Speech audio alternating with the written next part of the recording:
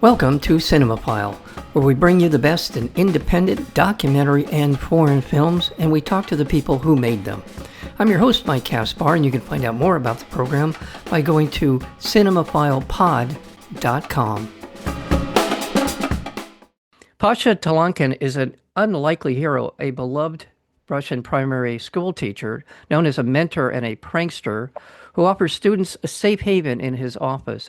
After Russia invades Ukraine, Pasha's role at the school changes dramatically as he is reluctantly drawn into Putin's propaganda machine. It is that. There's a lot to this film, a lot of interesting insights into Russian society as it is, would be normally, and as it is now.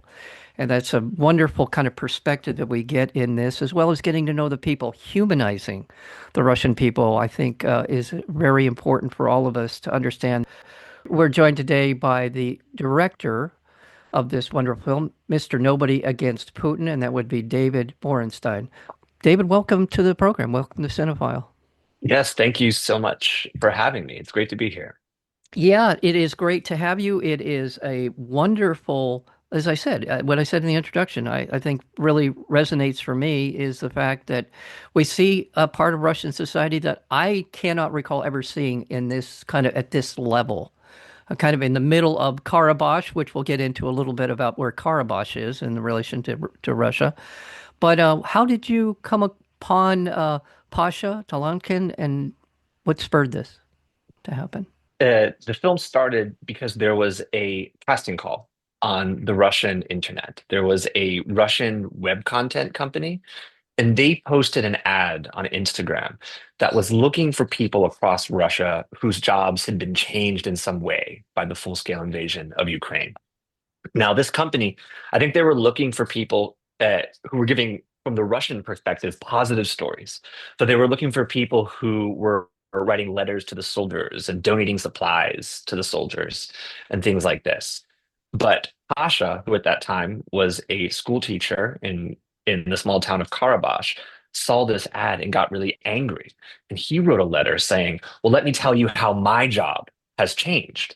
I've been turned into a propagandist. I come to school every single day feeling dread and guilt. This is how my job has changed." So really, it was an angry letter, almost designed to kind of troll the people who had put out this casting call. But as it turns out, the person who put out this casting call sympathized with Pasha, and he took this message and he sent it abroad, looking for a foreign director that could help Pasha take this story outside of Russia because he needed a foreigner to help him do this.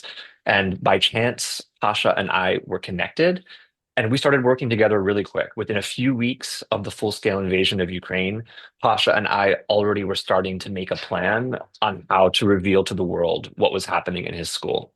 Everything about this speaks to a bravery, to a kind of a sense of purpose that we see in Pasha. Even to respond the way he did in that could have been something that could have had dire consequences for him. Right. He did many risky things over the next few years of making this film, and this kind of kept amping up over the years. But you're right. The first risky thing he did in this project was sending that message because it was to a random person on the other side of Russia. He had no idea who this person was. Turned out that it was someone that was sympathetic, but he didn't know that. And yeah, Pasha throughout the process was willing to take really big risks. We, as a team, were constantly trying to help him mitigate these risks and navigate it. But he was willing to go all out to investigate what was happening in his school and show the world. Let's talk about the beginning point in the film. Well, not the very, very beginning, because that sort of harkens to something else in the film. But in terms of where we are in regard to the invasion of Ukraine, and then kind of moving forward, and also if we can weave into that, that answer, Karabakh, where that is in relation to, and its importance in telling this story. Yeah, so the film basically starts just in the days after Russia's full-scale invasion of Ukraine. And Pasha, who is a school teacher in a very small Russian town called Karabakh, only about 9,000 people there. And coincidentally, UNESCO called it in the 90s the world's most polluted town. It has a lot of environmental problems because of the copper mining and the copper processing plant locally. But Pasha is a teacher there, and he gets an executive order from the Russian federal government that a new patriotic education program is being implemented to support the war in Ukraine. And this overhauls basically everything about his local school. It institutes all of these mandatory lessons that need to be taught. And strangely enough, it mandated that someone at the school film them and submit them to a federal database in order to prove compliance at the school. And so Pasha was the school videographer, and it was his job to film everything that was happening at the school. And so he had this material, and he said, let's get it outside of Russia. Let's show what Russia is doing in these schools, because it was so important to him to show that. That's kind of how it started. And I think it started especially as a political project because Pasha wanted to record every single lesson that was being implemented. And he sent me hundreds of hours of just propaganda classes. And beyond the film, he's created a full record of Russia's patriotic propaganda education that's been implemented. I think that would be an invaluable tool for historians, sociologists, psychologists. I would think that because let's be honest, in the world we live in, particularly here in the United States, we are constantly seeing the effects of Russian propaganda across political, social, you name it. They have become masters, in my opinion. I'm not an expert in this field, but they Mm, certainly become very well versed in the idea of misinformation, disinformation, and propaganda. yes. And you see that coming to such a high level in the schools. As part of this project, I edited the film. I watched hundreds of hours of Russian propaganda classes, and it was a very harrowing thing to do. It was tested my patience, and it tested a lot of things about me.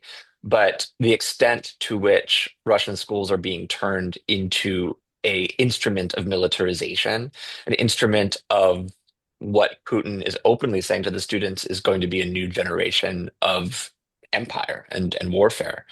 It's a very harrowing thing to see, and I understand why Pasha thought the world really needed to see this. I want to revisit that later on in our conversation in terms of the impact it's having on Russia in the future, possibly in the future. There's a couple of characters. The one in particular that jumps out to me, and I hope I pronounce his name, Pavel Abdul Man. Oh, you tell me how to pronounce his name. Yeah, Pavel Abdulmanov. It's something. He's almost out of a movie. He feels like something out of Central Casting in terms of. I haven't described what his role is in this, so give us a sense of where he fits into this story. Yeah, I think Pavel Abdulmanov, if central casting came up with him, it might be criticized because he's too perfect of a character. Pavel Abdulmanov is a teacher at the school that kind of is the main character, Pasha's foil. Whereas Pasha is against the propaganda and is deeply disturbed by what's happening, Pavel Abdulmanov jumps right in enthusiastically. His idols are all of the founders of the KGB and the biggest murderers within Stalin's group of henchmen. And the very first piece of material that I actually ever saw on this project was Pavel Abdulmanov enthusiastically teaching a propaganda course where he kind of goes off the script and brings it up a notch.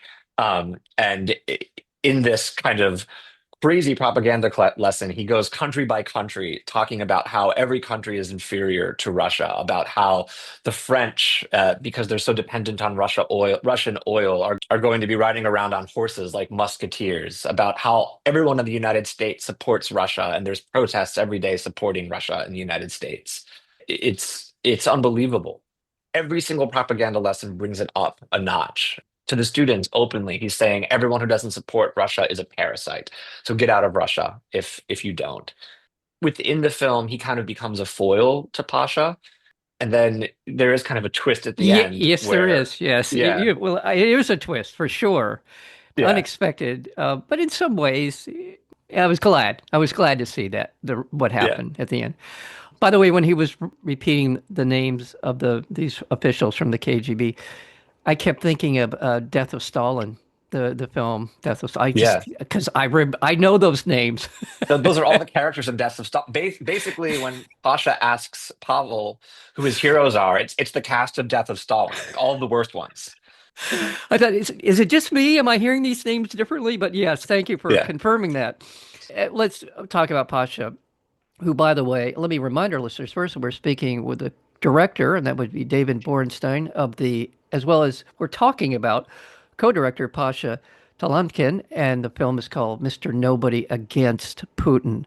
The environment that he creates for the students is what every student would want to be a part of, a place where they can be themselves, relax, they can pursue their interest. He is a great mentor in this film, and you can see the reaction of the people that come into his office on a regular basis, how enriched they are by being a part of that group.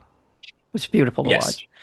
When I first saw the footage that Pasha took of his own kind of office where students hang out and relax, it reminded me of the teachers that I had in high school, those teachers that you really trusted, where you wanted to spend your free time in their office and just talk to them and a place that you can feel comfortable.